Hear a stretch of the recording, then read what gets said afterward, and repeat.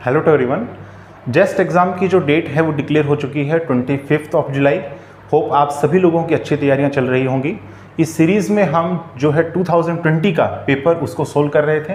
Part A के completely 25 questions मैंने solve कर दिए थे और आज के लेक्चर में हम पार्ट बी के जो कम्प्लीटली 15 क्वेश्चंस हैं उनको सोल्व करेंगे। सो देखिए यहाँ पर फर्स्ट क्वेश्चन है जिसमें हमें इक्वेशंस ऑफ मोशन गिवन है, साथ ही साथ इनिशियल कंडीशन गिवन है और हमें फाइंड आउट करना है x और y का ratio at t is equal to infinity. So देखिए कैसे फाइंड आउट करेंगे।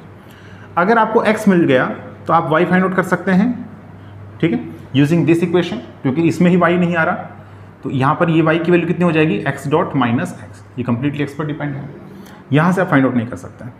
अगर आपको y मिल जाता है तो फिर आप x जो है वो फाइंड आउट कर सकते हैं यूजिंग दिस इक्वेशन, ठीक है। तो आप किसी भी एक को फाइंड आउट कर लीजिए। जैसे मान लीजिए मुझे x फाइंड आउट करना है पहले, तो x फाइंड आउट करने के लिए आप इन दोनों इक्वेशंस में से y जो है इसको यहाँ से रिमूव कर दीजिए। सो बेस्ट है कि दोनों को आप ऐड कर दें। दोनों इक्वेशंस को ऐड करने पर यहाँ आ जाएगा x डॉट प्लस में y dot, this is equal to 2x। y dot को भी यहाँ से रिमूव करना है और x की टर्म में लेकर के आना है। सो इस इक्वेशन का हम यूज़ करेंगे। यहाँ से आ जाएगा x double dot, this is equal to x dot plus में y डॉट। तो y डॉट की जो वैल्यू आ गई यहाँ से वो है x डबल डॉट माइनस में x डॉट। तो पुट करते हैं यहाँ पर, यह आ जाएगा x double dot minus x dot, ठीक है, और प्लस में ये x dot, this is equal to 2x। ये कैंसिल हो गया और यहाँ से आ गया d स्क्वायर माइनस 2, ठीक है, d square minus 2 of x, this is equal to 0। So ये सेकेंड ऑर्डर डिफरेंशियल इक्वेशन है। आप इसको आसानी से फाइंड आउट कर सकते हैं। इसका सोल्यूशन जो है वो कॉम्प्लीमेंट्री फंक्शन होगा। ऑक्सिलरी इक्वेशन लिखते हैं सबसे पहले। तो इसका ऑक्सिलरी इक्वेशन हो जाएगा m square minus 2, this is equal to 0। So m is equal to plus minus root 2। Real roots हैं बट अनइक्वल हैं, तो कॉम्प्लीमेंट्री फंक्शन यानी कि जो सॉल्यूशन है ये हो जाएगा यहाँ से c1 e की पावर रूट 2 t प्लस में c2 e की power minus root 2 t। c1 और c2 की जो वैल्यूज़ हैं वो आप फाइंड आउट कर सकते हैं यूजिंग दिस इनिशियल कंडीशन। इसके लिए x डॉट फाइंड आउट करते हैं। x डॉट यहाँ से आ जाएगा रूट 2 c1 e की पावर रूट 2 t और माइनस में रूट 2 c2 e की पावर माइनस रूट 2 t। अब t की वैल्यू हमने 0 रखना है तो x डॉट की वैल्यू कितने गिवन है, 0 गिवन है। तो यहाँ से आ जाएगा 0 is equal to root 2 c1 e की पावर 0 1 हो गया, माइनस में रूट 2 c2 और e की पावर 0 1 हो गया। दैट मीन्स जो c1 है वो c2 के इक्वल है। Let us suppose this is c, ठीक है। देन यहाँ पर c1 और जो c2 है इसको आप इक्वल रख देंगे c के इक्वल, ठीक है। यहाँ पर भी ये c हो जाएगा। अब x भी हमें मालूम है, x डॉट भी हमें मालूम है, तो यहाँ से आप y की वैल्यू कैलकुलेट कर सकते हैं और फिर हम रेशो जो है वो फाइंड आउट कर लेंगे। देखिए यहाँ से आ जाएगा y is equal to x dot है, सो रूट 2 c e की पावर रूट 2 t माइनस में रूट 2 c e की पावर माइनस रूट 2 और t, ठीक है। और माइनस में ये हो जाएगा c e की पावर रूट 2 t माइनस में c e की पावर माइनस रूट 2, ये हो जाएगा, ये y है। और अब जो है हम रेशो फाइंड आउट कर लेते हैं x और y का। तो x डिवाइडेड बाय y, इसको आप आगे भी सोल्व कर सकते हैं। देखो यहाँ से c जो है उसको आप कॉमन ले सकते हैं, ठीक है। तो यहाँ से आ जाएगा रूट 2 माइनस 1, तो रूट 2 माइनस 1 और e की पावर रूट 2 t। फिर माइनस में यहाँ से हो जाएगा 1 प्लस रूट 2 और e की पावर माइनस रूट 2, ये आ जाएगा। तो x डिवाइडेड बाय y, जैसे आप रेशो फाइंड आउट करेंगे, देखिए जो c है ये यहाँ पर इससे कैंसिल हो जाएगा, ठीक है ना। ये आप कॉमन ले सकते हैं c को और फिर ये c इस c से कैंसिल हो जाएगा। So this divided by this, ये हमारे पास x बाय y का रेशो आएगा। अब जैसे ही आप t को इन्फिनिटी पुट करेंगे तो यहाँ पर देखो e की पावर इन्फिनिटी हो जाएगा, ठीक है। e की पावर माइनस इन्फिनिटी वो तो 0 हो जाएगा, लेकिन यहाँ पर इसकी जो वैल्यू है वो कितनी हो गई, यहाँ से इन्फिनिटी हो गई। ये इन्फिनिटी, ये भी infinity, so infinity by infinity, that means आपको एल हॉस्पिटलिटी रूल जो है वो लगाना पड़ेगा। इससे बेस्ट ये हो सकता है कि आप न्यूमरेटर और डिनोमिनेटर में e की पावर रूट 2t ये कॉमन ले लें। तो यहाँ से आ जाएगा e की पावर रूट 2t, x लिखना है, जैसे कॉमन ले लेंगे तो यहाँ से आ जाएगा 1 प्लस में e की power minus 2 root 2t। Divided by, यहाँ से कॉमन लेंगे e की पावर √2t, तो यहाँ से आ जाएगा √2 - 1 और माइनस में ये हो जाएगा 1 + √2, ठीक है, और e की पावर माइनस में 2√2, ठीक है। अब आप t को जो है वो इन्फिनिटी पुट कर सकते हैं क्योंकि ये मैंने कैंसिल कर दिया। सो e की पावर -∞, ठीक है, तो ये हो गया 0 और यहाँ से इसकी वैल्यू कितनी हो गई, e की पावर -∞ यानी 1/e की पावर ∞, 1/∞ यानी 0, तो ये वैल्यू कितनी आ गई, 0 आ गई। तो ये 0 जो है इसके साथ मल्टीप्लाई में है तो ये कम्प्लीटली 0 हो गया। सो आंसर आ गया 1 / √2 - 1। So this was the answer, 1 / √2 - 1। हो सकता है ये आंसर में ना हो, इसलिए हम इसको रेशनलाइज भी कर देंगे।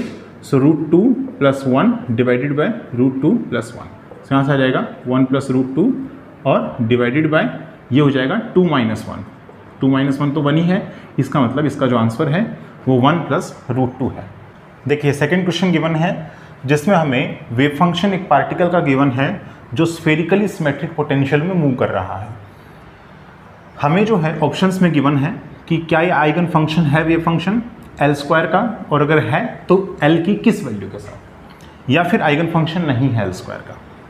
तो देखिए चेक करने के लिए कि आइगन फंक्शन L² का है कि नहीं, इसके लिए आप क्या करेंगे, ये जो वेव फंक्शन है इसमें तीनों जो टर्म्स आ रही हैं, 3 टर्म्स आ रही हैं इसमें, 3 टर्म्स में आप थीटा की जो है वो आप देखें कि इसकी पावर कितनी है, मतलब कोस थीटा और साइन थीटा, इन दो पर जो है आपने कंसंट्रेट करना है, इनकी पावर्स पर जो है आपने कंसंट्रेट करना है।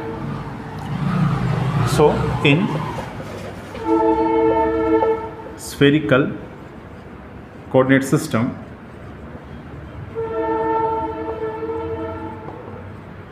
सो यहाँ से आ जाएगा साई की value r sine theta cos phi minus में r sine theta sine phi और प्लस में 2r कोस थीटा और f ऑफ r, ठीक है। देखो यहाँ साइन थीटा है, यहाँ साइन थीटा है, यहाँ कोस थीटा है, सबकी पावर कितनी है, 1 है, ठीक है। तो सेम वैल्यू है L = 1, इसका मतलब आइगन फंक्शन है L² का विद L = 1, ठीक है। तो यहाँ से इस क्वेश्चन को इस तरीके से सॉल्व करेंगे।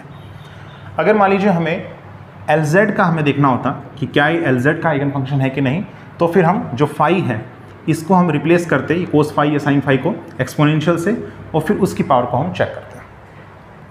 देखिए थर्ड क्वेश्चन में हमें गिवन है कि 3 पोलराइजर्स हैं, ठीक है, और एक अनपोलराइज्ड लाइट जिसकी इंटेंसिटी I0 है उसको यहाँ पर फोल्ड करवाया जाता है। जो मिडल पोलराइजर है उसको रोटेट कर रहे हैं with angular velocity suppose omega about central access, ठीक है, और हमें जो है फाइंड आउट करना है intensity of that light after passing through third polariser in terms of time, मतलब टाइम डिपेंडेंट जो है अपने को फाइंड आउट करना है इंटेंसिटी की टर्म क्या होगी। तो ये पोलराइजर 1 है, ये पोलराइजर 2 है, ये पोलराइजर 3 है, और यहाँ से अनपोलराइज्ड लाइट जिसकी इंटेंसिटी कितनी है I0, ये हम पास करवा रहे हैं। अभी देखो इंसिडेंट अगर हम करवाएंगे अनपोलराइज्ड लाइट को, तो फर्स्ट पोलराइजर से पास होने के बाद जो लाइट की इंटेंसिटी होगी वो I0/2 हो जाएगी, ठीक है। ये बाय मेलूस लॉ आया है, ठीक है, सभी जितने भी चीज़ें करेंगे वो मेलूस लॉ के अकॉर्डिंगली हम कैलकुलेट करेंगे। तो यहाँ से I0/2, नेक्स्ट यहाँ पर हो जाएगा I0/2 and cos square theta हो जाएगा, ठीक है, जहाँ पर थीटा की क्या वैल्यू है ω/t, ठीक है, क्योंकि मिडल वाला पोलराइजर उसको आप जो है रोटेट करवा रहे हैं। ये जो थीटा है, ठीक है, ये हमारे पास ये एक्चुअल में एंगल होता है यहाँ पर कोसाइन ऑफ एंगल। तो ये जो एंगल है ये एंगल है between the pass axis of polariser and analyser, या ट्रांसमिशन एक्सिस कह लीजिए। अब थर्ड पोलराइजर के बाद में जो इंटेंसिटी अपने को मिलती है वो है I0/8 साइन स्क्वायर 2 थीटा। तो ये अपने को याद रखना है, ये इंपॉर्टेंट है, ये क्वेश्चन नेट में भी आया हुआ है। अभी थीटा जो है उसको t की टर्म्स में फाइंड आउट करते हैं, इसको आप ऐसे ले सकते हैं I0/8 और 1 माइनस में कोस 2 थीटा, ठीक है, वैसे 2 थीटा पहले ही है तो 4 थीटा हो जाएगा डिवाइडेड बाय 2, ये फॉर्मूला मैंने लगा दिया यहाँ पे, ठीक है।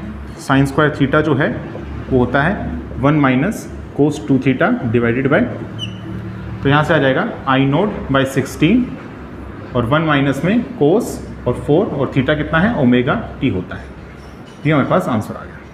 देखिए फोर्थ क्वेश्चन में आपसे फाइंड आउट करवाया गया है pressure which is exerted on one of the surface जिसका नाम ABCD गिवन है ऑफ ए क्यूब, जिसके अंदर गैस मॉलिक्यूल्स या गैस जो है वो फिल्ड है। अब गैस जो मॉलिक्यूल्स हैं इसमें किसी ith मॉलिक्यूल का मास आपको गिवन है mi, उसकी जो वेलोसिटी है वो आपको गिवन है vi, नंबर ऑफ पार्टिकल्स जो उस क्यूबिकल बॉक्स में है वो कैपिटल N है, v जो है कैपिटल V ये वॉल्यूम है उस क्यूबिकल बॉक्स का, a जो है वो एरिया है उस सरफेस का, ठीक है, जिसके ऊपर आपको प्रेशर एग्जर्ट जो है वो फाइंड आउट करना है, यानी वॉल का जो एरिया है हर एक वॉल का वो कितना है कैपिटल A है। इसके अलावा स्मॉल n आपको गिवन है नंबर डेंसिटी। तो इस तरीके से कुछ क्वांटिटीज़ आपको गिवन है और प्रेशर एग्जर्टेड आपने फाइंड आउट करना है। देखो प्रेशर एग्जर्टेड जो होता है इसका फॉर्मूला देखो, प्रेशर का फॉर्मूला क्या होता है force per unit area, vector quantity है, ठीक है। बाय न्यूटन सेकेंड लॉ आप इसको लिख सकते हैं dp/dt और यहाँ से आ जाएगा डिवाइडेड बाय A, ठीक है। Pressure exerted by ideal gas, ये तो आपने पहले भी जो है इसको ग्रेजुएशन में पढ़ लिया होगा, ठीक है। थर्मोडायनेमिक्स में जो काइनेटिक थ्योरी ऑफ गैसेस है इसमें स्टार्टिंग यहीं से होती है, ठीक है। तो यहाँ से हो जाएगा ये क्या है चेंज इन मोमेंटम है, तो इनिशियल कितना है फाइनल कितना है, ठीक है, डिवाइडेड बाय ये टाइम है, तो देखो टाइम जो है वो कितना हो जाएगा डिस्टेंस, ठीक है, डिस्टेंस डिवाइडेड बाय यहाँ पर हो जाएगा ये वेलोसिटी, ठीक है, और डिवाइडेड बाय एरिया है तो d स्क्वायर रख देंगे इसको। इनिशियल मोमेंटम mv है, ठीक है, माइनस में इलास्टिक कोलिजन है, तो देखिए यहाँ पर इसकी वेलोसिटी mv होगी और ये जो हमारे पास वॉल है विच इज़ ABCD जिसके ऊपर आपने प्रेशर एक्सर्टेड फाइंड आउट करना है, कोलिजन के बाद में ये उल्टी डायरेक्शन में जाएगा, रिवर्स डायरेक्शन में विद द सेम मोमेंटम, ठीक है, बस अपोजिट डायरेक्शन में हो जाएगा। तो यहाँ पर माइनस ऑफ माइनस mv हो जाएगा, ठीक है, डिवाइडेड बाय यहाँ पर हो जाएगा मल्टीप्लाई में v, ठीक है, और डिवाइडेड बाय ये हो जाएगा यहाँ से d और ये 1/d स्क्वायर तो ये हो जाएगा d क्यूब, ठीक है। तो ये आ गया 2mv square divided bye d cube, ठीक है। ये ith मॉलिक्यूल का मैं फाइंड आउट कर रहा हूँ, ith गैस मॉलिक्यूल को, इसलिए मैं यहाँ पे ये डिनोट कर देता हूँ, ठीक है, mi vi, ठीक है। अब इस सभी मॉलिक्यूल्स के लिए फाइंड आउट करेंगे तो कैपिटल N से तो सबसे पहले तो आप मल्टीप्लाई कर दीजिए, साथ ही साथ I को आप रन करवा दीजिए 1 से लेकर के कैपिटल N तक, ठीक है। ये जो d क्यूब है ये वॉल्यूम है कंटेनर का, ठीक है, क्यूबिकल बॉक्स, तो यहाँ से हो जाएगा 2mi vi स्क्वायर और ये कैपिटल N/v ये नंबर डेंसिटी है, नंबर डेंसिटी क्वेश्चन में गिवन है स्मॉल n, तो यहाँ पर आ जाएगा स्मॉल n और समेशन चलेगा I = 1 से लेकर के कैपिटल N तक। So this was the pressure which is exerted by the total gas molecules, ठीक है, on this surface on this wall ABCD। देखिए नेक्स्ट है फिफ्थ क्वेश्चन जिसमें हमें इलेक्ट्रोमैग्नेटिक फील्ड में इलेक्ट्रिक फील्ड कंपोनेंट और मैग्नेटिक फील्ड कंपोनेंट जो है वो गिवन है। आपसे वॉल्यूम चार्ज डेंसिटी और जो करंट डेंसिटी है वो यहाँ से फाइंड आउट करवाया जा रहा है। देखिए इलेक्ट्रिक फील्ड से अगर आपको volume charge density find out करना है तो हम क्या यूज़ करते हैं पॉइसन इक्वेशन, यानी कि del dot E this is equal to minus rho by epsilon. अगर मैग्नेटिक फील्ड से करंट डेंसिटी जाना है तो इसके लिए हम यूज़ करते हैं एक प्रॉपर्टी है मैग्नेटिक फील्ड की del cross B is equal to mu naught J. बाद में मैक्सवेल ने इसको मॉडिफाई भी किया था and this is called fourth equation of Maxwell, ठीक है। जैसे मान लीजिए यहाँ से रो आपने फाइंड आउट करना है तो देखो डाइवर्जेंस लेना है इलेक्ट्रिक फील्ड का, ये हेविसाइड स्टेप फंक्शन गिवन है, तो यहाँ पर डाइवर्जेंस लेते हैं डेल डॉट, सबसे पहले तो -q/4πε0, ये तो कांस्टेंट है, इसको हम बाहर ले लेते हैं। सो डेल डॉट यहाँ से हो जाएगा थीटा ऑफ vt माइनस में r unit vector divided by r square and this is equal to minus rho by epsilon.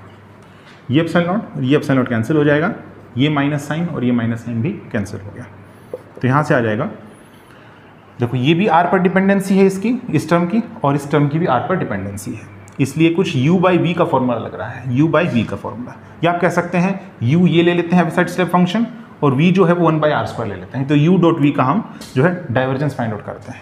तो ये हो जाएगा यहाँ पे एक टर्म को कांस्टेंट, दूसरे का डाइवर्जेंस, ठीक है, इस तरीके से हम फाइंड आउट करेंगे।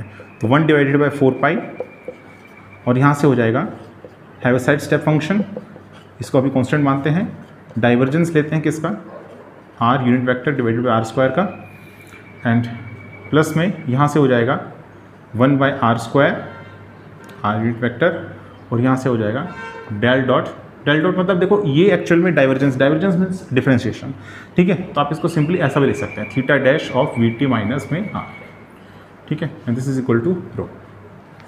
तो यहाँ से आ जाएगा 1 डिवाइडेड बाय 4 पाई और theta of V T minus में आर, यह साइड स्टेप फंक्शन। और देखो ये जो है ये इंपॉर्टेंट इंटीग्रल, ठीक है, इंटीग्रल नहीं है वैसे, अभी डाइवर्जेंस फाइंड आउट करवा रखा है, ठीक है। इंटीग्रल जो है वो ग्रिफिथ्स की बुक में गिवन है, इलेक्ट्रोडायनेमिक्स में पढ़ते हैं इसको। तो ये ऑर्थोगोनल कर्विलिनियर कोऑर्डिनेट्स जो है और वेक्टर कैलकुलस जो चैप्टर है, ठीक है, उसमें हम ये स्टडी करते हैं, ये बहुत इंपॉर्टेंट है। इसकी जो वैल्यू आती है वो आती है डायरेक्ट डेल्टा फंक्शन के टर्म में 4 पाई डेल आर, ठीक है, ये इसकी वैल्यू आती है। तो यहाँ पर हो जाएगा 4 पाई डेल, ठीक है, Dirac delta function in 3 dimensions, dependency position vector पर, प्लस में R unit vector by R square, और ये देखो यहाँ पर हैविसाइड स्टेप फंक्शन का डेरिवेटिव ले रखा है, ये डायरेक्ट डेल्टा फंक्शन ही होता है वी टी माइनस आर, ठीक है। अच्छा एक चीज़ और भूल गए, देखो वी टी माइनस आर है ना, और फिर उसके बाद वी टी माइनस आर का फिर होगा तो -1 हो जाएगा, तो यहाँ पर एक्चुअल में माइनस आएगा, ठीक है, and this is equal to rho. बस ये इसका जो है आंसर है। आपने जो है देखना है उस सॉल्यूशन को जिसमें डायरेक्ट डेल्टा फंक्शन जो है ये आ रहा हो, जिसमें ये आ रहा हो, ठीक है। तो देखते हैं जो वॉल्यूम चार्ज डेंसिटी है इसके कौन से ऑप्शन में ये दोनों टर्म्स जो है वो इंक्लूड कर रही हैं। सो ऑप्शन जो डी है ये हमारे पास करेक्ट आंसर है। चलिए नेक्स्ट क्वेश्चन देखते हैं। देखिए 6th क्वेश्चन में ये कोची रेसिड्यू थ्योरम से बेस्ड क्वेश्चन है, जिसमें हमें एक कोची इंटीग्रल की वैल्यू फाइंड आउट करनी है, और जो कंटूर है ये हमारे पास गिवन है mod z is equal to 2। तो 2 जो है ये इसका रेडियस होगा। सबसे पहले तो चेक करते हैं कि यहाँ पर पोल्स जो है कहाँ लाई करने लग रहे हैं, या सिंगुलरिटी जो है वो कहाँ पर है। तो इसके लिए डिनोमिनेटर की वैल्यू 0 रखेंगे तो z इज इक्वल टू 0 आ जाएगा और -4 आ जाएगा। ये थर्ड ऑर्डर पोल है, ठीक है, क्योंकि इसकी पावर कितनी है 3 है, तो थर्ड ऑर्डर पोल है, और ये जो है ये फर्स्ट ऑर्डर पोल है, दिस इज फर्स्ट ऑर्डर पोल। लेकिन कंटूर जो है z इज इक्वल टू 2, इससे ये आउटसाइड लाई कर रहा है, z इज इक्वल टू -4, इसलिए इसके अबाउट हम रेजिड्यू जो है वो फाइंड आउट नहीं करेंगे, इसके अबाउट हमें फाइंड आउट करना है। इसलिए जनरल जो फॉर्मूला है रेजिड्यू का वो हम यहाँ पर अडॉप्ट करेंगे। तो सबसे पहले तो 2 पाई आयोटा, ठीक है, और फिर इसके बाद रेजिड्यू का जनरल फॉर्मूला क्या है, 1 divided by n-1 factorial dn-1 bye dZn-1, यहाँ हो जाएगा z माइनस z0 की power n f of z, and to calculate it at z is equal to z0। तो यहाँ से आ जाएगा 2 पाई आयोटा 1 बाय 3-1 यानी 2 फैक्टोरियल, तो ये हो गया 2 d square by dz square, यहाँ से आ जाएगा z माइनस 0 की पावर 3 z क्यूब इंटू में 1 बाय z क्यूब और z प्लस में 4, और z इज इक्वल टू 0 पर हम इसको कैलकुलेट कर रहे हैं। ये कैंसिल हो गया, यहाँ से ये भी इससे कैंसिल हो गया। सो पाई आयोटा 2 बार हमने इसका डिफरेंशिएशन करना है। पहली बार जब डिफरेंशिएशन करोगे इसका तो यहाँ से आ जाएगा -1 बाय z प्लस 4 का स्क्वायर। दूसरी बार करोगे तो यहाँ से हो जाएगा -1 into -2 divided by z plus 4 का क्यूब, यानी कि ये हो गया 2 डिवाइडेड बाय z प्लस 4 का cube, z is equal to 0 रखेंगे तो 4 का क्यूब हो जाएगा, ठीक है। तो 2 पाई आयोटा डिवाइडेड बाय ये हो गया 64, यानी कि पाई iota divided by 32 is the answer.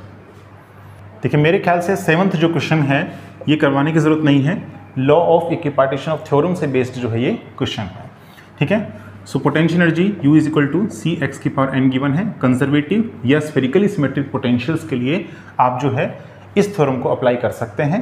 इस थ्योरम के अकॉर्डिंगली यहाँ पर जो काइनेटिक एनर्जी जो है इसका एवरेज ये हो जाएगा n/2 ऑफ पोटेंशियल एनर्जी का एवरेज, ठीक है।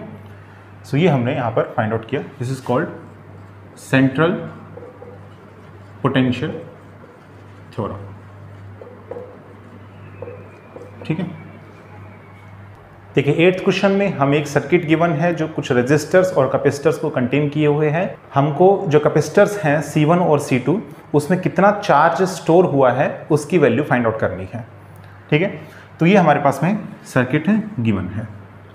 सबसे पहले तो देखिए दो ऑप्शंस को आप सीधा सीधा एलिमिनेट कर सकते हैं क्योंकि यहाँ पर C1 और C2 दोनों सीरीज में कनेक्ट हैं, इसलिए जो चार्ज स्टोर होगा दोनों में उसकी वैल्यू सेम होगी। सो ऑप्शन बी और ऑप्शन सी जो है उसको आप यहाँ पर नेग्लेक्ट कर सकते हैं। तो ए और डी में से जो है करेक्ट आंसर होगा। चलिए फाइंड आउट करते हैं। देखो चार्ज जो है उसकी वैल्यू क्या होती है, equivalent capacitance into voltage, Q is equal to C. Equivalent जो कैपेसिटेंस है इस केस में, क्योंकि दोनों सीरीज में है, तो यहाँ पर हो जाएगा 2 × 1 डिवाइडेड बाई 2 + 1। और जो वोल्टेज है वो इसके जो बीच में है ए बी के बीच में जो है वही यहाँ पर सी डी के बीच में होगा, यानी कि 12 माइनस में what is the voltage drop across this 3 ohm resistor. तो यहाँ पर हो जाएगा 12 माइनस में वोल्टेज अक्रॉस 3 ओम रजिस्टर, यही इसका आंसर आएगा। तो यहाँ पर हो गया 2/3 और 12 माइनस में voltage across this 3 ohm resistor. ये कैसे कैलकुलेट करेंगे? देखो रजिस्टर्स को आप यहाँ पर जो है मान के चलिए।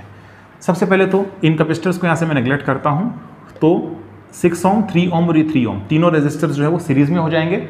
इस सीरीज में जो नेट रेजिस्टेंस हो गया वो कितना हो गया, 6 + 3 + 3 यानी कि 12 हो गया। तो 12 ओम रेजिस्टर जो है वो किससे कनेक्ट है, 12 वोल्ट की बैटरी से। ठीक है, तो 1 ओम जो है इसके अबाउट कितना जाएगा, 1 वोल्ट जाएगा। 3 ओम के अबाउट निकाल रहे हैं वोल्टेज ड्रॉप, कितना जाएगा, 3 वोल्ट होगा। ठीक है, तो सिंपली इसकी वैल्यू कितनी आ गई, 3 वोल्ट आ गई। सो 2/3 और यहाँ से कितना हो जाएगा, 12 - 3 यानी कि 9 हो गया। सो ये कैंसिल हो गया 3 पर, तो 6 जो है इसका आंसर आ जाएगा। और क्योंकि माइक्रो फैराड गिवन है तो यहाँ पर ये माइक्रो कूलम्ब में आंसर इसका आएगा। ठीक है, देखिए 9th क्वेश्चन में हमें गिवन है कि क्लासिकल गैस है जिसमें n नंबर ऑफ पार्टिकल्स जो है वो प्रेजेंट हैं और वो मूव कर रहे हैं XY प्लेन में, यानी 2 डायमेंशनल प्लेन में वो मूव कर रहे हैं। आल्सो एक एक्सटर्नल लीनियर फोर्स जो है उसको अप्लाई किया जाता है अलोंग एक्स एक्सिस। तो बताना है कि पार्टीशन फंक्शन जो है वो टेम्परेचर T पर जो है किस तरीके से उसकी डिपेंडेंसी होगी, ये हमें फाइंड आउट करना है।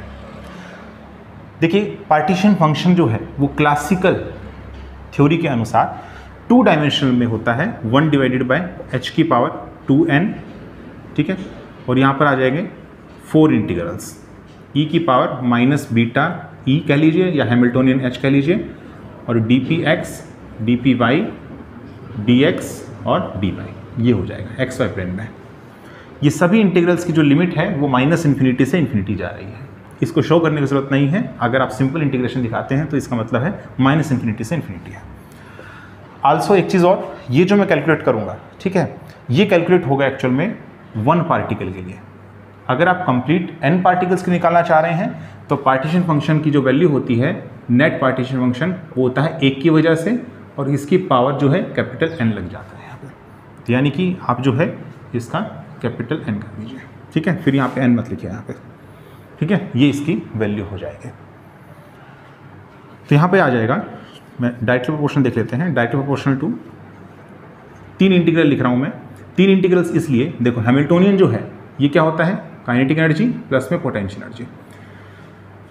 काइनेटिक एनर्जी जो है वो यहाँ पर 2 डायमेंशनल केस है, इसलिए हो जाएगी px² / 2m प्लस में py² / 2m, और अलोंग एक्स एक्सिस एक एक्सटर्नल लीनियर फोर्स लग रहा है, यानी fx हो गया, पोटेंशियल क्या हो गया, fx हो गया एक तरीके से, क्योंकि v की जो वैल्यू है वो होती है माइनस में ftx। ठीक है, तो यहाँ से कितना आ गया, प्लस में fx। ठीक है, ये हमारे पास आ जाएगा। -fx भी करेंगे तो भी इसके आंसर पर कोई इफेक्ट नहीं पड़ेगा। तो यहाँ पर हो जाएगा e⁻⁻ माइनस में बीटा px² / 2m। ठीक है, और यहाँ पर हो जाएगा प्लस में py² / 2m प्लस में fx। ठीक है, और dpx, dpy और dx। ठीक है, इंटीग्रल जो dy है इसको हम कैलकुलेट नहीं करेंगे क्योंकि इसका जो है इफेक्ट नहीं है बीटा के ऊपर, इसलिए यहाँ पर ये टेम्परेचर पर भी डिपेंड नहीं करेगा। डायरेक्ट प्रोपोर्शनल टू, एक एक टर्म को सोल्व करते हैं। सबसे पहले देखते हैं e⁻⁻ beta px² / 2m into dpx। ठीक है, तो ये कुछ ऐसा इंटीग्रल बन रहा है कि -∞ से इन्फिनिटी e⁻ -ax² और dx। तो इसका जो वैल्यू होता है, ये स्टैंडर्ड गॉसियन इंटीग्रल है, अंडर रूट में पाई बाई ए जो है इसका वैल्यू होता है। तो यहाँ से वैल्यू आ जाएगा हमारे पास में अंडर रूट में 2 पाई एम के टी, ठीक है, अंडर रूट में 2 पाई एम के टी इसकी टर्म्स की वजह से आया, फिर इस टर्म की वजह से भी इतना ही आएगा, इसका स्क्वायर कर देते हैं। फिर इसके बाद नेक्स्ट जो है ये हमारे पास इंटीग्रल कुछ ऐसा है, माइनस इन्फिनिटी से infinity E to the power minus A X और डी एक्स। तो यहाँ पर इसका जो वैल्यू होता है 1 बाई ए होता है। ये जो ए है ये बीटा है, बीटा इंटू एफ है, ठीक है। तो देखो बीटा जो है वो 1 बाई के टी होता है, तो ये जो टी है इसके प्रोपोर्शनल हो जाएगा। तो ये प्रोपोर्शनल किसके हो गया, टी के हो गया। ये स्क्वायर रूट इससे कैंसिल होगा, ठीक है। तो ये टी और ये टी, तो डायरेक्ट प्रोपोर्शनल किसके आ गया, टी स्क्वायर के हो गया। और इसकी पावर कितनी है, n है, तो t की पावर 2n हो जाएगा। इसके प्रोपोर्शनल जो है ये पार्टीशन फंक्शन होगा। So this was the answer. 10th question में हमें हैमिल्टोनियन जो है इसकी वैल्यू गिवन है और हमसे पूछा है कि which of the following equation is correct. So equations जो आपको गिवन है उसमें p डॉट और q डॉट और q डबल डॉट जो है वो इन्वॉल्व कर रहे हैं, और p डॉट q डॉट या q डबल डॉट जो है वो हैमिल्टोनियन से फाइंड आउट करने का तरीका है equations of motion. Hamilton equations of motion के अकॉर्डिंगली जो p डॉट की वैल्यू है वो है minus del H by del Q, और जो q डॉट है उसकी वैल्यू है प्लस का del H by del P. दोनों को जो है कैलकुलेट करते हैं, फिर दोनों के बीच का रिलेशन देख लेते हैं। तो यहाँ से p डॉट जो है वो आ जाएगा माइनस में, ये हो जाएगा 1 बाई एम और p माइनस में अल्फा क्यू और माइनस में अल्फा, ठीक है। तो यहाँ से आ गया अल्फा और p माइनस में alpha Q divided by m हो गया। फिर इसके बाद q डॉट फाइंड आउट करते हैं। q डॉट आ जाएगा यहाँ से p माइनस में alpha Q divided by m simply. तो पता चलता है यहाँ से कि जो p डॉट की वैल्यू है, p डॉट की वैल्यू जो है वो है अल्फा टाइम्स q डॉट, ठीक है। तो ऐसा एक ऑप्शन में गिवन है, लेकिन ऑप्शन में जो है वो q dot is equal to alpha p dot given है, इसलिए ये ऑप्शन भी जो है वो इनकरेक्ट हो जाता है। चलिए q double dot find out करते हैं। q डबल डॉट यहाँ से आ जाएगा p dot minus alpha q dot divided by m। p dot हम जानते हैं इसकी वैल्यू ये है, तो यहाँ से आ जाएगा अल्फा बाय m, ये m और ये m स्क्वायर हो गया है, ठीक है। और p माइनस में अल्फा q हो जाएगा, माइनस में फिर दोबारा से अल्फा बाय m स्क्वायर और ये अल्फा है, ठीक है। और यहाँ से आ जाएगा q डॉट जो है इसमें हम रखेंगे तो p माइनस में अल्फा q, ठीक है। ये दोनों टर्म्स सेम हैं, सिमिलर हैं, कैंसिल हो जाएंगी। So this is equal to 0। So q double dot जो है वो किसकी वैल्यू कितनी आ रही है, 0 आ रही है।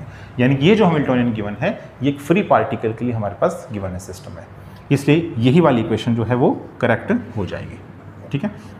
देखिए 11th क्वेश्चन में आपको एक बीजेटी का जो है सर्किट डायग्राम गिवन है, और आपको क्वेश्चन में ये भी गिवन है कि जो बीटा की जो वैल्यू है उसको अगर हम इंक्रीमेंट कर दें, इंक्रीज कर दें 50%, तो फिर कलेक्टर करंट में कितना परसेंटेज चेंज जो है वो आएगा।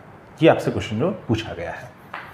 सबसे पहले तो जब भी बीजेटी सर्किट डायग्राम्स जो है उनको डील करते हैं तो ये कैपेसिटर्स को हटा दें ड्यूरिंग डीसी एनालिसिस, ठीक है। मतलब इनको जो है आप एक वायर से सिंपली आप रिप्लेस कर सकते हैं, ठीक है। अब आपने देखिए फाइंड आउट करना है। सबसे पहले तो ये देख लीजिए कि जो बीटा की वैल्यू है वो 50% इंक्रीज हुई है, परसेंटेज चेंज जो है वो आईसी में आपने फाइंड आउट करना है कितना होगा। हो सकता है इस क्वेश्चन को जो अप्रोच करने का तरीका है वो अलग अलग स्टूडेंट्स का अलग अलग हो।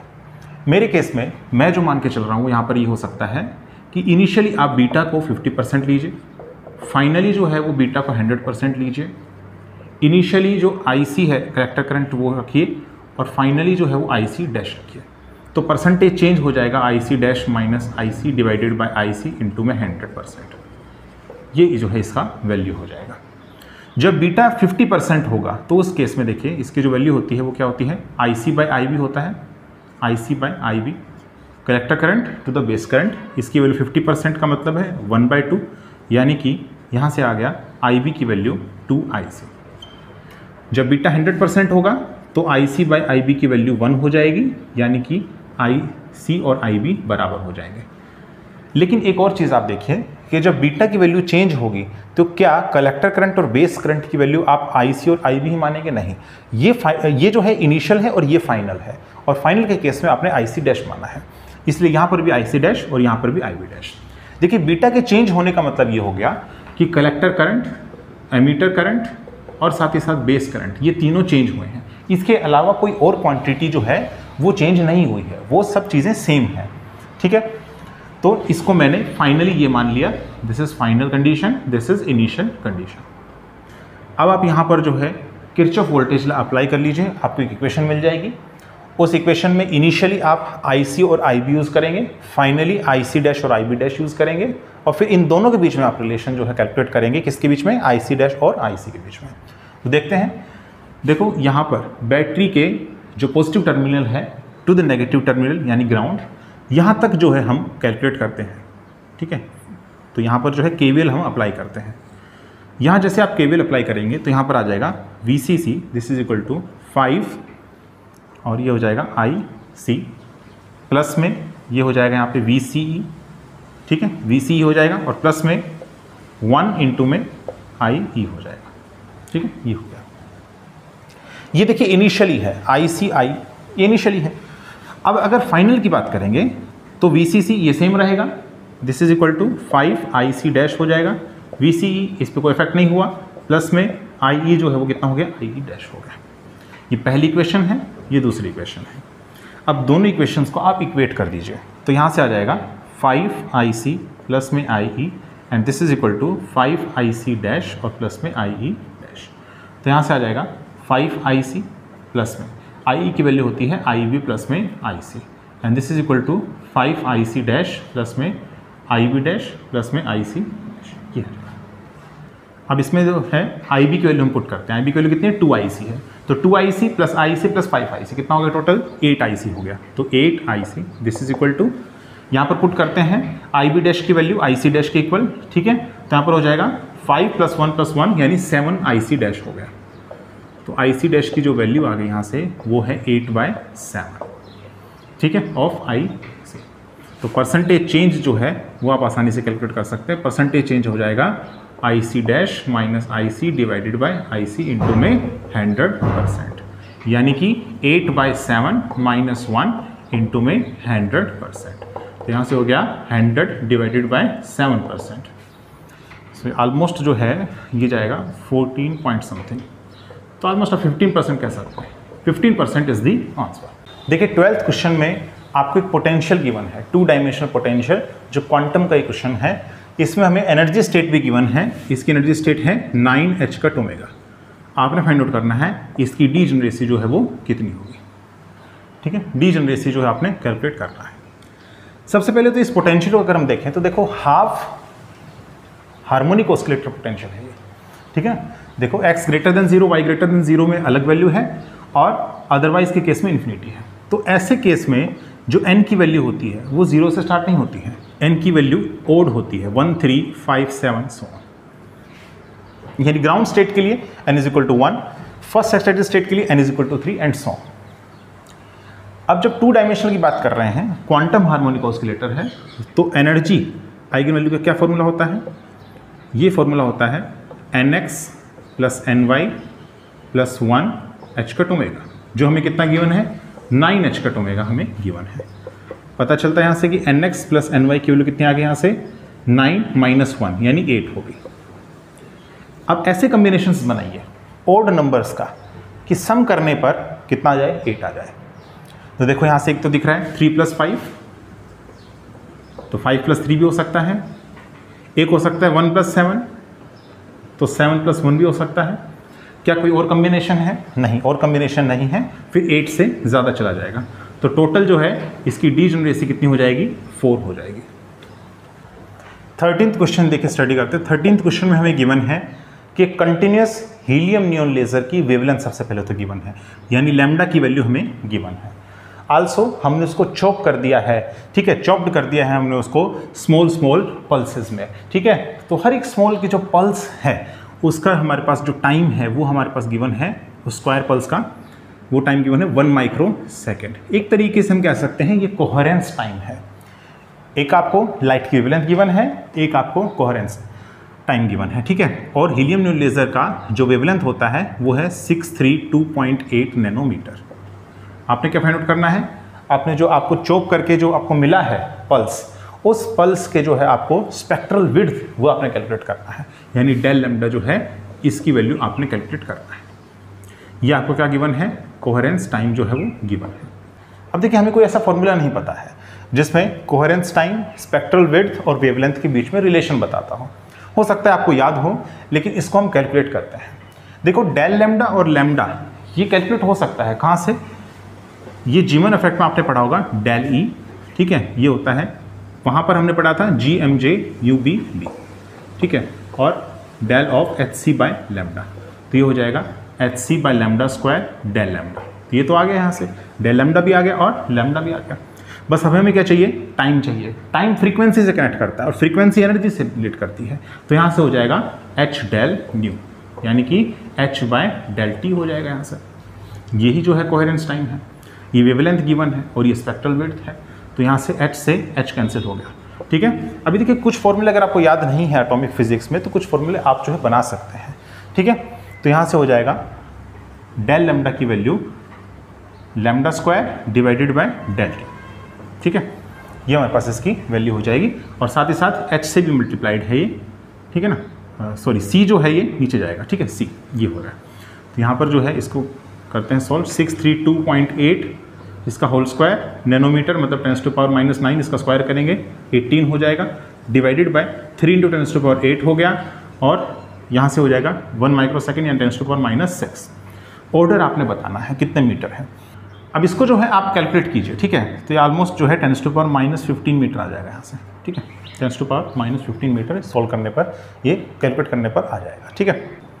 देखिए 14th क्वेश्चन में आपको हैमिल्टोनियन की वैल्यू गिवन है, साथ ही साथ एक टर्म जो हमें गिवन है ये कांस्टेंट ऑफ मोशन है, इसके लिए जो अल्फा है कांस्टेंट, इसकी वैल्यू हमें फाइंड आउट करनी है क्या होगी, सच दैट एंगुलर फ्रीक्वेंसी की वैल्यू हमें गिवन है √k/n। सो देखिए कांस्टेंट ऑफ मोशन की जो कंडीशन है वो ये है कि dF/dt this is equal to 0, यानी टोटल टाइम डेरिवेटिव जब आप कांस्टेंट ऑफ मोशन का लेंगे तो उसकी वैल्यू कितनी आ जाती है, 0 आ जाती है। इसकी क्या वैल्यू है, पॉइसन ब्रैकेट FH प्लस में del F/dt this is equal to 0 है। पॉइसन ब्रैकेट का क्या फॉर्मूला है, del F/q del H/p minus में डेल F/p और डेल H/q और प्लस में del F/t this is equal to 0, ठीक है। देखो डेल F/q क्यू के रेस्पेक्ट में आपने पार्शियल डेरिवेटिव करना है इसका, तो ये हो जाएगा 1 divided by p plus iota m omega q और फिर इसके बाद आयोटा m ओमेगा, ठीक है। फिर इसके बाद डेल H/p तो हो जाएगा 2p डिवाइडेड बाय 2m यानी p/m सिंपली, माइनस में डेल F/p तो हो जाएगा 1 divided by p plus iota m omega q, ठीक है, और p का हो जाएगा 1। फिर इसका डेल H/q है तो यहाँ से हो जाएगा 2kq/2 यानी kq हो जाएगा यहाँ से, प्लस में फिर इसके बाद डेल F/t है तो यहाँ पे माइनस आ जाएगा और यहाँ पर हो जाएगा आयोटा अल्फा ओमेगा, ठीक है, iota alpha omega and this is equal to 0। कुछ टर्म्स अगर कैंसिल हो रही हैं तो उसको कैंसिल करेंगे, जैसे यहाँ पर देखिए m से m कैंसिल हो जाएगा, ठीक है, तो यहाँ पर आ जाएगा आयोटा p ओमेगा, ठीक है, iota p omega divided by p plus iota m omega q, ठीक है। हालांकि ये टर्म कॉमन आने लग रही है तो कॉमन ले लेते हैं, आयोटा p ओमेगा और माइनस में k q this is equal to iota alpha omega. अब देखो अल्फा निकालना है, अगर राइट हैंड साइड की टर्म हम देखेंगे हम तो ये हमारे पास क्या है, प्योरली इमेजनरी है, प्योरली इमेजनरी एक टर्म है, और लेफ्ट हैंड साइड में प्योरली इमेजनरी नहीं है, लेकिन हो सकता है कब, जब ये q 0 हो जाए, q 0 हो जाएगा तो ये टर्म यहाँ से चली जाएगी और ये टर्म यहाँ से चली जाएगी, और देखो p से ये p कैंसिल हो जाएगा और आयोटा ओमेगा जो है ये एक प्योरली इमेजनरी टर्म है, ये आयोटा ओमेगा यहाँ से आयोटा ओमेगा से कैंसिल होगा तो अल्फा की वैल्यू कितनी आ जाएगी, 1 आ जाएगी, अल्फा की वैल्यू कितनी आ जाएगी, 1, ठीक है। देखिए 15th जो क्वेश्चन है इसमें आपको एक पार्टिकल का पोटेंशियल गिवन है as a function of x, a x की पावर mod x की power n, where a is some value greater than 0। हमें फाइंड आउट करना है टाइम पीरियड ऑफ ऑस्किलेशन और एनर्जी के बीच में क्या रिलेशन होगा। सो यहाँ पर आप साफ देख सकते हैं कि एनर्जी जो है उसकी डिपेंडेंसी x पर दे रखी है, x की पावर n, टाइम पीरियड पर बतानी है। तो देखो टाइम पीरियड पर कैसे फाइंड आउट कर सकते हैं, टाइम पीरियड पर एक तरीके से फाइंड आउट कर सकते हैं कि टाइम पीरियड जो है वो ओमेगा पर डिपेंड करता है, ठीक है, और ओमेगा जो है उसको आप कैलकुलेट कर सकते हैं यूजिंग पोटेंशियल एनर्जी, और पोटेंशियल एनर्जी x का फंक्शन है ही, ठीक है, और x जो है वो किसका फंक्शन है, एनर्जी का। तो इस तरीके से जो है निकलेगा, t से ओमेगा, ओमेगा x का फंक्शन निकलेगा और x जो है वो एनर्जी E का फंक्शन है। इस तरीके से आप टाइम पीरियड ऑफ ऑस्किलेशन और एनर्जी के बीच में रिलेशन कैलकुलेट कर पाएंगे। देखो ओमेगा होता है 2π/t और ओमेगा ये भी होता है √k/m, यानी कि जो t है वो हो जाएगा 1/√k के प्रोपोर्शनल।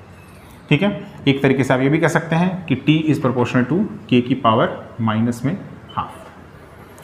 जो k है यहाँ पर स्प्रिंग कांस्टेंट, इसकी वैल्यू होती है del²u/del x²। दो बार इसका डिफरेंशिएशन करना है विद रिस्पेक्ट टू x। पहली बार करेंगे तो x की पावर n-1, दोबारा करेंगे तो x की पावर n-2, तो इसके प्रोपोर्शन हो जाएगा। तो t डायप्रोपोर्शनल टू x की पावर n-2 और इसकी पावर कितनी है, -½ है, यानी कि t is proportional to x की पावर 2 - n/2 हो जाएगा। ठीक है, तो देखो ये टाइम पीरियड ऑफ ऑस्किलेशन और x यानी एम्पलीट्यूड के बीच में रिलेशन निकला है। अब यहाँ से x डायप्रोपोर्शनल टू t की पावर ये हो जाएगा 2/2 - n। ठीक है, और e जो है वो डायप्रोपोर्शनल किसके हैं, x की पावर n के हैं, तो x की पावर n निकाल लेते हैं यहाँ से। x की power n is proportional to t की पावर 2n/2 - n, और यही किसके प्रोपोर्शनल है, एनर्जी के। तो energy is directly proportional to t की पावर 2n/2 - n, और is that t is directly proportional to e to the power 2 - n/2n, और t is proportional to e की पावर 1/n - 1/2। बस यही इसका आंसर है, ये ऑप्शन की बनता है। ठीक है, तो इस तरीके से पार्ट बी के जितने भी क्वेश्चंस हैं, ईच कैरी 3 मार्क्स, 15 क्वेश्चंस, ये हमने जो है आज सॉल्व किया है। नेक्स्ट वीडियो लेक्चर में हम पार्ट सी को सॉल्व करेंगे। होप आपको आज का लेक्चर जो है समझ में आया होगा। अगर आपको आज का लेक्चर समझ में आया है तो आप इसे लाइक कीजिए, कमेंट कीजिए, शेयर कीजिए और चैनल को सब्सक्राइब करना ना भूलें। Thank you.